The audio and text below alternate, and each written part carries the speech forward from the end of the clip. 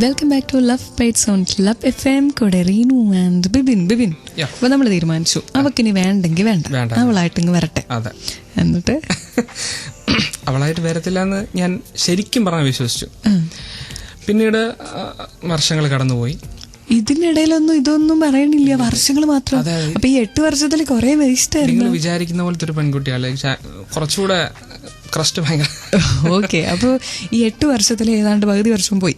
അതെ, പകുതി വർഷം എന്ന് പറഞ്ഞു കഴിഞ്ഞാൽ ഞങ്ങൾക്ക് ഫ്രണ്ട്ഷിപ്പ് എന്നുള്ളൊരു ഇത് മാത്രം എന്നുള്ള ലെവലിൽ ഇങ്ങനെ നിൽക്കുകയാണ്. അപ്പൊ എന്റെ മനസ്സിലുണ്ട്, അവളുടെ മനസ്സിലുണ്ടോ എന്ന് എനിക്കറിയത്തില്ല. അപ്പൊ അതിങ്ങനെ കുറച്ചുനാൾ കണ്ടിന്യൂ ചെയ്തു. കുറച്ച് കഴിഞ്ഞു. പിന്നീട് ലൈക്ക് ഞാൻ വേറെ മറ്റൊരു നമ്പർ ഞാൻ വേറെ കുറച്ച് പെൺകുട്ടികളുടെ ആരെയൊക്കെ ഇങ്ങനെ ജസ്റ്റ് ചുമ്മാ പറഞ്ഞു തുടങ്ങി. ഞങ്ങൾ ഫ്രണ്ട്സ് ആണല്ലോ, പറയാം. പ്രത്യേകിച്ച് നമുക്ക് ഇഷ്ടമുള്ള അവർക്ക് ഇഷ്ടമുണ്ടെന്ന് നമുക്കൊരു സംശയം വരുമ്പോ അവർക്ക് അസൂയ വരില്ലല്ലോ. ബേസിക്കലി എനിക്ക് മറ്റൊരു റിലേഷൻഷിപ്പ് ആയി ഇവള് സേഫ് ആണല്ലോ, ഞാൻ പ്രേമിക്കത്തില്ലല്ലോ, പറഞ്ഞു തുടങ്ങി.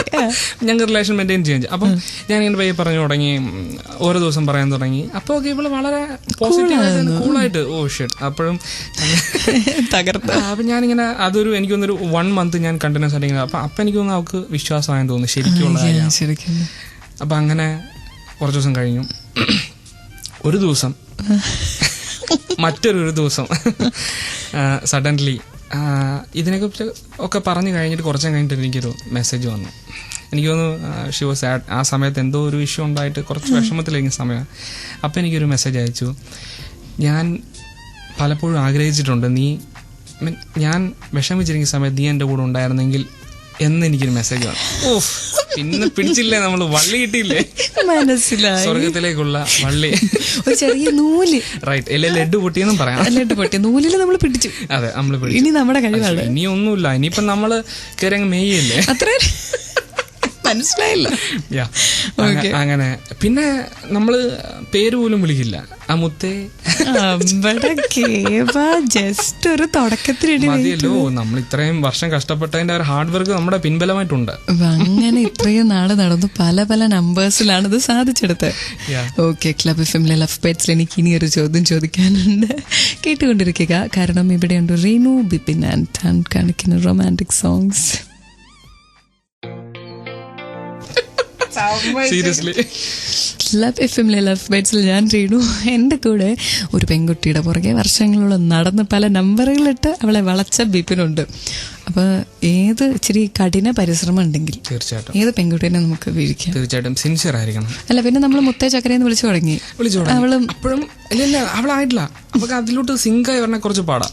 അത് it took almost 1 week. I mean അത് അക്സെപ്റ്റ് ചെയ്ത. അപ്പം പിറ്റേ ദിവസം എനിക്ക് ഒന്ന് ഉറങ്ങി എണ്ണിച്ച് കഴിഞ്ഞപ്പോ അവർക്ക് അയ്യോ മൂഡ് മാറി, ഞാൻ പറഞ്ഞു പോയോ എന്നൊരു പേടി വന്നു.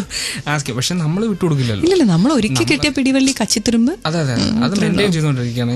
അവള് പിന്നെ അവള് കുറച്ചുകൂടി സ്ട്രിക്റ്റ് ആക്കാൻ ശ്രമിച്ചു. ഞാൻ അതിന്റെ മേളിൽ കൂടെ ഇല്ല ഒരു പടവാളൊക്കെ എടുത്ത് ഇങ്ങനെ വെട്ടി മുമ്പോട്ട് പോകുന്നുണ്ട്. അങ്ങനെ പോയി.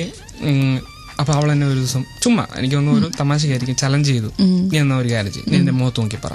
നീ എന്നോട് ഇതുവരെ മുഖത്ത് നോക്കി പറഞ്ഞിട്ടില്ല. നമ്മളെ ഇത് പറയാൻ വേണ്ടി നമ്മളിവിടെ വെമ്പി നിൽക്കുമ്പോ അപ്പൊ പിന്നെ ആ കഥ കംപ്ലീറ്റ് ആയിട്ട് കേൾക്കാം ക്ലബ് FM ലവ് ബൈറ്റ്സിൽ. സ്റ്റേ ട്യൂൺഡ്, കാരണം ഇവിടെ മാത്രം ടൺ കണക്കിന് റൊമാൻസ്. റീനു ആൻഡ് ബിപിൻ. നീ എന്റെ മുഖത്ത് നോക്കി ഇന്ന് ഇവരെ പറഞ്ഞിട്ടുണ്ടോ എന്നെ ഇഷ്ടമാണെന്ന്? എന്നാണ് വിപിന്റെ അടുത്ത് ഇഷ്ടപ്പെടുന്ന പെൺകുട്ടി ചോദിച്ചത്.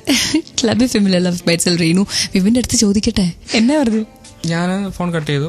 എന്റെ വീടിന്റെ അവിടെ നിന്ന് ഒരു 3.5 kilometers വണ്ടി എടുത്തു പോയി. അവിടെ വീട്ടിൽ ചെന്നു. അവിടെ അപ്പനും അമ്മയൊക്കെ ഉണ്ട്. അപ്പം അപ്പനും അമ്മയ്ക്ക് എന്നെ അറിയാം, വർഷങ്ങളായിട്ട് അറിയാമല്ലോ.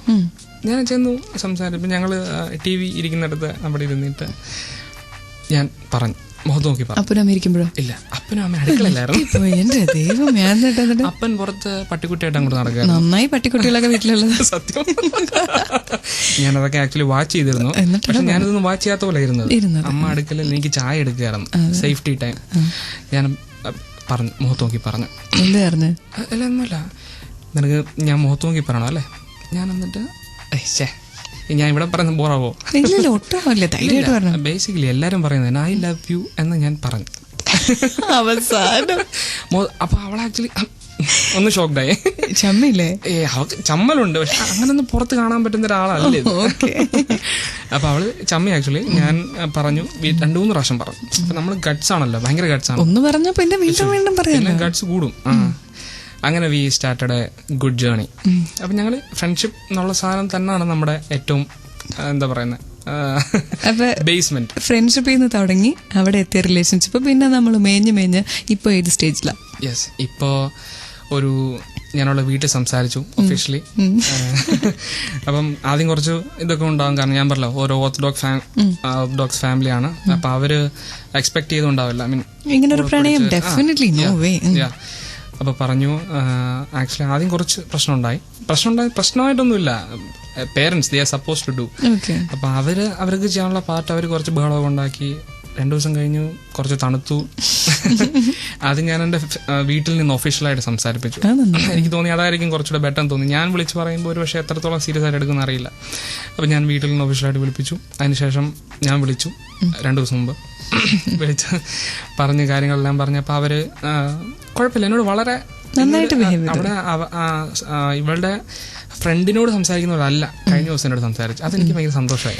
അപ്പൊ ഇതിപ്പോ നടന്നോണ്ടിരിക്കുക കല്യാണം എന്നാ മേ ബി സൂൺ.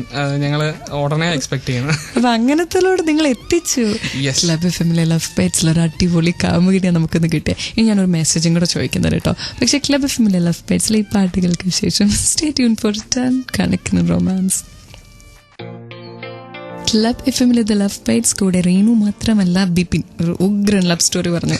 ഈ പ്രണയിക്കുന്നവരോട്, അതായത് ഈ പുറകെ നടന്നിട്ടും വീഴാത്ത കുറേ പേര് കാണില്ലേ, അങ്ങനെ ഭഗ്നാശരായിട്ടിരിക്കുന്നവരോട് എന്താണ് പറയാനുള്ളത്? ആക്ച്വലി ഞാൻ ഈ പുറകെ നടന്നത് ഈ പെൺകുട്ടിയെ തന്നെ ഞാൻ വീഴ്ത്താം എന്നൊന്നും വിചാരിച്ചിട്ടല്ല. എനിക്ക് ഇവളാണ് ദൈവം വിധിച്ചിരിക്കുന്നതാണ് ഞാൻ മനസ്സിലാക്കി. ഐ മീൻ ഞാൻ ഇപ്പം മനസ്സിലാക്കുന്ന കാര്യം കേട്ടോ. സീരിയസ്ലി ഒരു സിൻസിയർ ലവ് ആണെങ്കിൽ നമ്മളത് പുറകെ നടക്കുന്നതിനകത്ത് നമുക്ക് കാല് കഴിക്കുവോ ഇല്ലേ വിഷമം വരുവോ, ഞാൻ ഇത്രയും നാളെ നടന്നല്ലോ, അങ്ങനെ ഒരു ഡിപ്രഷൻ വരില്ല.